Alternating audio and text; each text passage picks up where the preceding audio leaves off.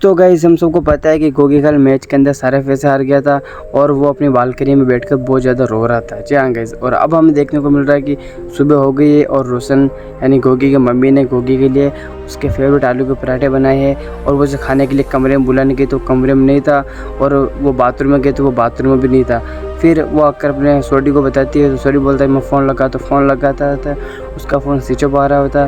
फिर सोडी गोगी के दोस्तों को यानी टप्पू सेना को फ़ोन लगाता है, टप्पू को फ़ोन लगाता है तो टप्पू कहता है कि मेरे घर पर नहीं आया। और फिर टप्पू कोहली को फ़ोन लगाता है और फिर कोहली पिंकू को लगाता है और फिर टप्पू सोनू को लगाता है और फिर टप्पू अब्दुल को लगाता है, लेकिन गोगी यहाँ पर किसी के घर पे नहीं होता है। और फिर पूरी टप्पू सेना गोगी के घर पे आ जाती है और फिर बोलते हैं कि गोगी हमारे घर पे भी नहीं है। फिर टप्पू छोटे अंकल का फ़ोन देखता है और बोलता है कि गोगी ने तो मुझसे नया फ़ोन लिया था छोटे अंकल को गिफ्ट देने के लिए और इनका हाथ में तो पुराना वाला फ़ोन ही है। फिर छोटी पूछता है कि क्या हुआ टप्पू, बोल क्या बोल रहा है। फिर टप्पू ने बताया कि गोगी ने मेरे से 20,000 का फ़ोन लिया है आपको गिफ्ट देने के लिए। ऐसे ऐसे सब बता देते हैं। कोहली बोलता है मेरे से पैसे उधार लिए, सोनू बोलती है मेरे से लिए, पिंकू बोलता है मेरे से भी पैसे उधार लिए। फिर अब्दुल वहाँ पर आ जाता है और अब्दुल भी बोलता है कि मेरे से भी पैसे उधार लिए।